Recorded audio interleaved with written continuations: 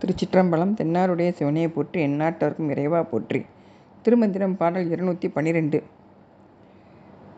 தொடர்ந்தெழும் சுற்றம் வினையினும் தீய கடந்ததோர் ஆவி கழிவதன் முன்னே உடந்தொரு காலத்து உணர்விலக்கேற்றி தொடர்ந்து நின்று அவ்வழி தூர்க்கலுமாமே அப்படிங்கிறார்.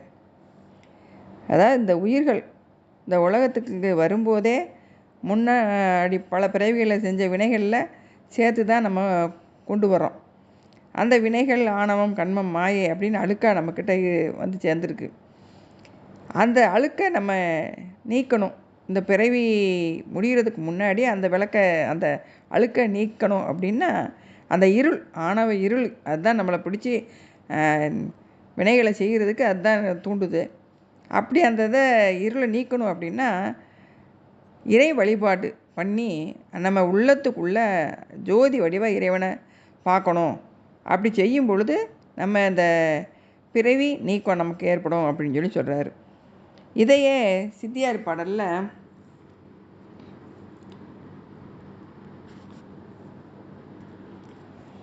சிந்தனை செய்து அர்ச்சிக்க சிவன் உள்ளத்தே தோன்றி தீ இரும்பை செய்வது போல் சீவன் தன்னை பந்தனையை அறுத்து தானாக்கிடுவான் அப்படின்னு சொல்லி சொல்கிறாங்க.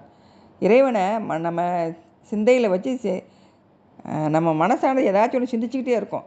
அந்த மற்ற உலகப் பொருட்களை விட்டுட்டு இறை சிந்தனையிலே நம்ம இருந்தோம்னா இறைவன் சிவபெருமான் நம்ம உள்ளத்தில் தோன்றி ஒரு தீ நெருப்பு பக்கத்தில் இருக்கிற இரும்பு எப்படி நெருப்பு கோலமாகவே ஆயிடுதோ அது மாதிரி இந்த சீவனும் சிவமாயிரும். அப்போ பிறப்பு இறப்பு இல்லாத அந்த சிவம் நம்ம ஜீவனையும் சிவமாக்கி பிறப்பு இறப்பு இல்லாமல் கொண்டு வந்துடும் அப்படின்னு சொல்லி சொல்கிறார். திருச்சிற்றம்பலம்.